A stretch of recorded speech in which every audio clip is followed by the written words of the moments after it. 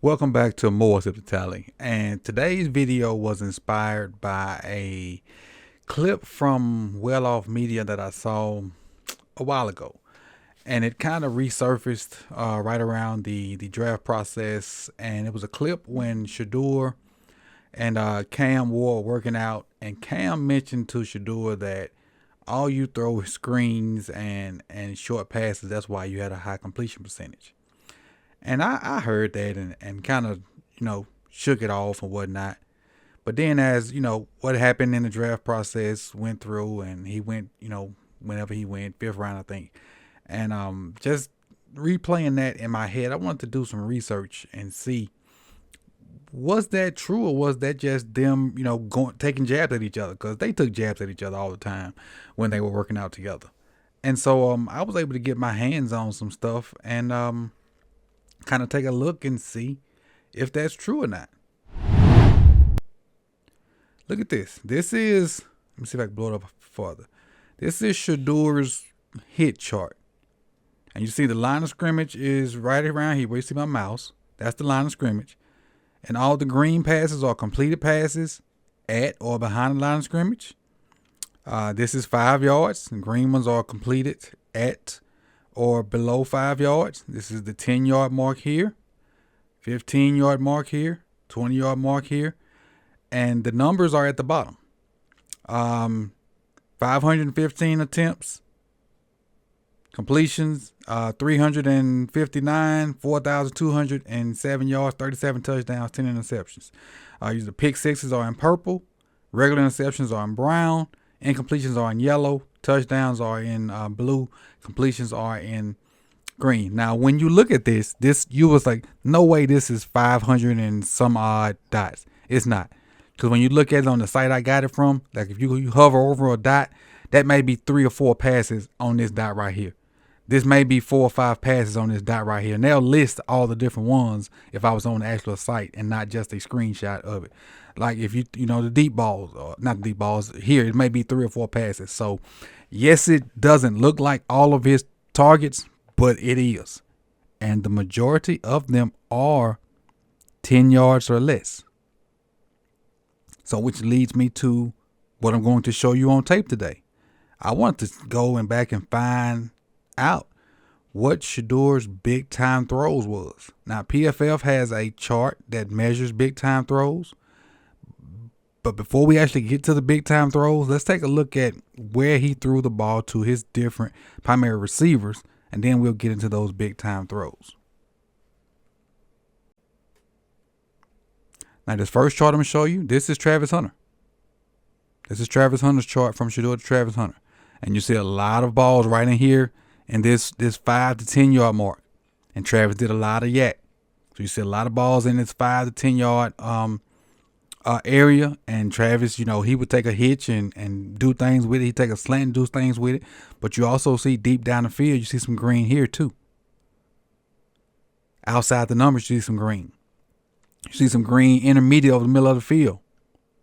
And you see some green intermediate over here. But most of it is 10 yards or less. But there are some shots down the field to number 12.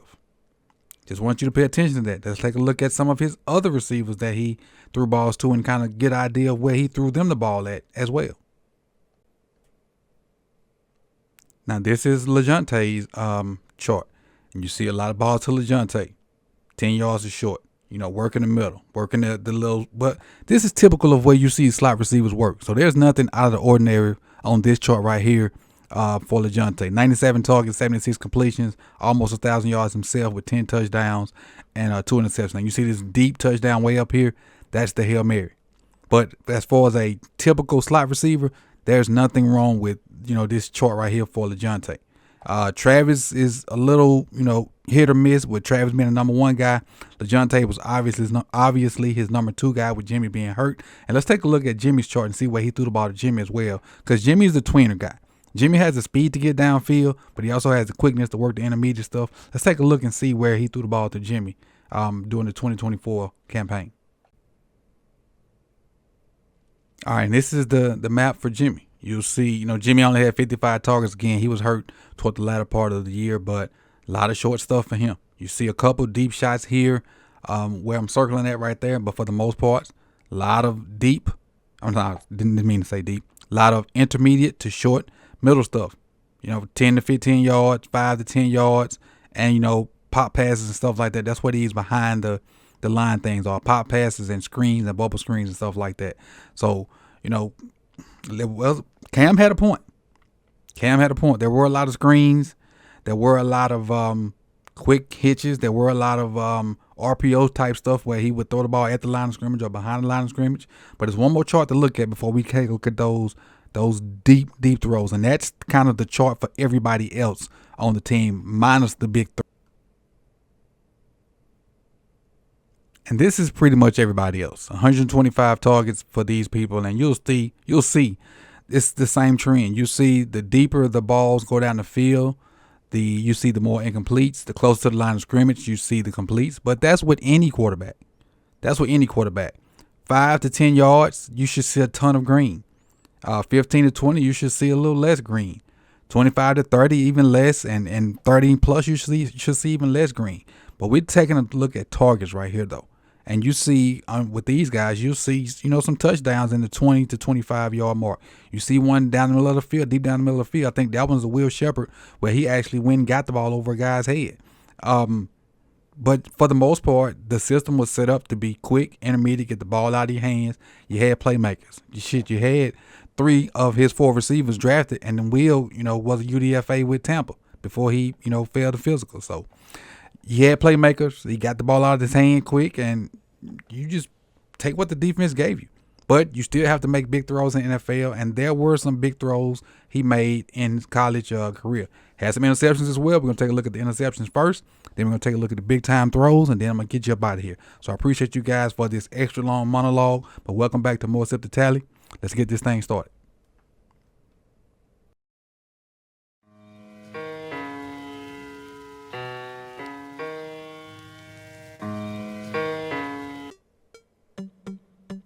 So welcome back to the channel, and what I'm gonna do in this part of the video, we're gonna start with the bad, because not everything is rosy in nobody's situation, and we're gonna start with the interceptions, and then we're gonna work our way to the good stuff. Now, he threw more interceptions than I'm about to show you, but I'm only going to show you the interceptions that were not tipped, because a lot of tipped balls end up don't being the fault of the quarterback. It could be the receiver took his eyes off of it. Maybe, it got tipped at the line of scrimmage, or like in the first game, the ball hit somebody in the foot and popped up and ended up being an interception for North Dakota State. So none of the tipped balls will be in this video. Only the interceptions that I feel are solely on Shedeur. And then we'll get into his big time throws to show you that even though the chart says most of his throws are, were at the line of scrimmage and, screens and real quick stuff, which, you should take what the defense gives you. He does have the ability to make some big time throws. But let's get into it and get started with this first interception right here versus Nebraska. Now, this is actually a pick 6. And this pick 6 is going to be, on that guy right there going to be the one that pick it. And watch him. He's going to watch the eyes of Shedeur the entire time. The entire time, Shedeur's looking to the bottom of the screen. That guy's kind of barely dropping, but his eyes are locked in on the QB. And keep in mind, the pressure is going to come, which is going to cause Shedeur to want to get rid of it early. And he never really moves. Like all he does is widen for the most part.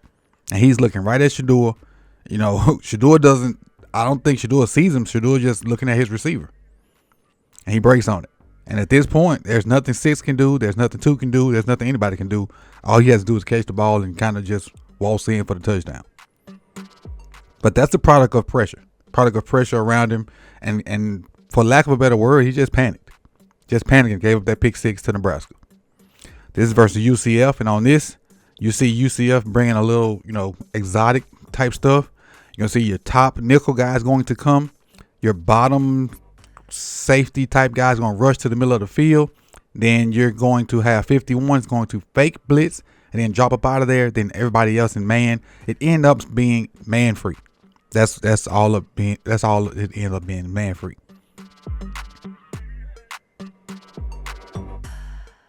So he's scanning, looking, trying to read the defense, get a read on it.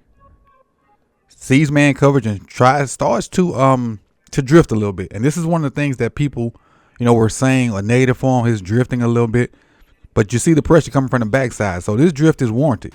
And if you see right around the 30-yard line, you'll see Travis start to break open, but he never sees this top side hole player. Never sees that guy.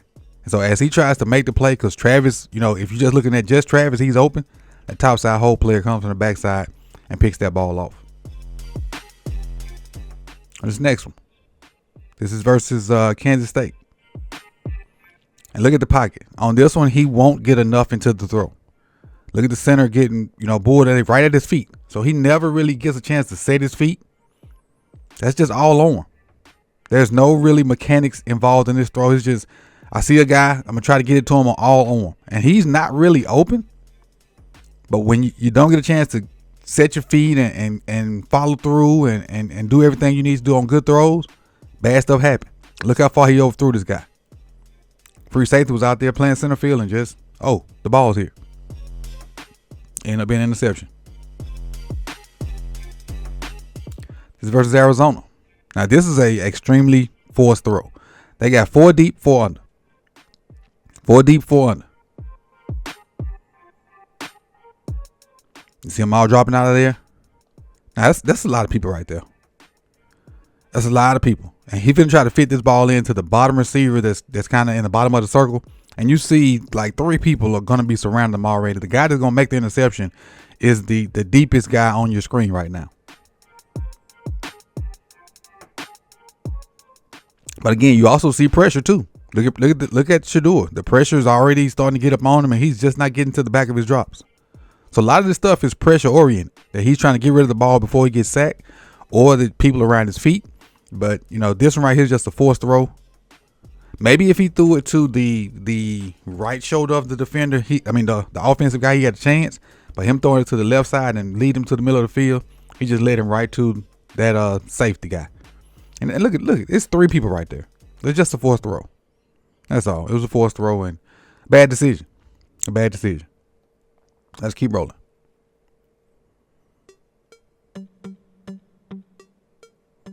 Now on this one, they do a good job of just, disguising it. This guy right there, he's going to undercut that slot receiver. And now he sees him running a little over his eyes, immediately goes to Shedeur. He just didn't get enough on it. Didn't get enough loft on it to get it where he needed to be. This ball needed to be thrown in this area right here. And he put too much drive on it. He needed to put some air in, because there's a lot of space right here. If you put some air on it and let this guy run to it, you probably got a better chance. But by you throwing, a little hole shot or trying to drill a hole shot, the linebacker was able to undercut it completely. But also, look at the pressure. Look around him. Look around him. A lot of his bad stuff was forced by pressure. So not saying I'm not exonerating him from fault, but you got to look at the circumstances as well. Just look at that. That's a lot around your quarterback. That's a lot. That's a lot around your quarterback. Interception. And this one, I think this is the last interception we're going to show. Then we start getting to some positive stuff. Look at the pressure breaking down already.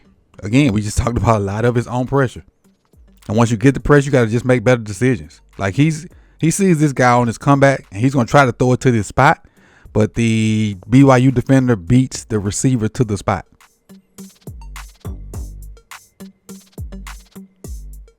A lot of this stuff is predicated on pressure. He just beats him to the spot and makes a hell of a play. That diving interception, that's a heck of a play by the BYU defender. But now those are the interceptions, and you can see a lot of it is coming from, pressure and just bad decisions. But can he make big time throws? You got darn right. Let's look at them. Let's look at a few of them rather. They're playing Tampa 2, and that guy in the middle of the field, he's going to open up wrong initially, and Shedeur is going to read that. He's just going to throw it to a spot and let one of his 3.5, if the other dude would have passed his physical, would have been 4 NFL receivers go get it. You see the combination that they're running? You got a quick out, you got a corner, and then you got a seam. Seeing it all the way. And now at this point, he realizes, look at the number 2 player and all that space in the middle.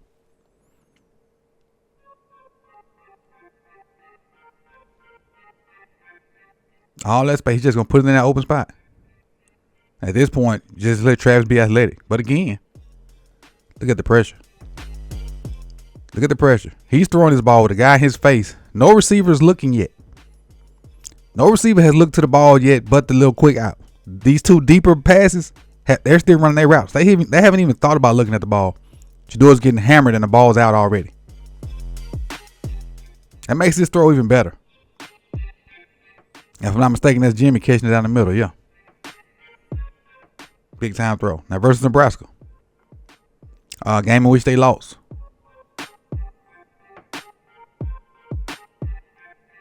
So you got a little better protection. You can step up a little bit, but it's still coming. Getting out of there. Now this is the one where I talked about. Well, not talked about, but I thought about. They said his arm strength was weak. You see him rolling to the left. He has to turn his shoulder, and he's going to fire a missile to this guy right here, up in this area. Watch the velocity on this ball and the accuracy that this ball is placed with. When they talk about arm strength and all that stuff. Get his hips turned, and he's finna throw a P-rod right there with the defender right on his hip.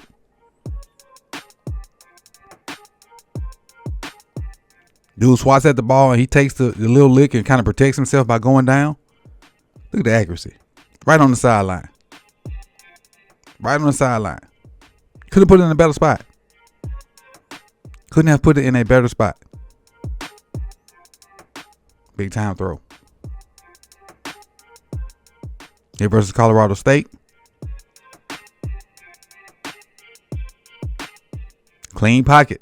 When you get a clean pocket, he's able to step up, follow through, and do all the things he needs to do. Now, this I'm going to tell you now, this ball is not caught. This ball is not caught. But look where it's thrown. You're supposed to catch that. He had a clean pocket. He was able to step up and do the things he needs to do mechanically.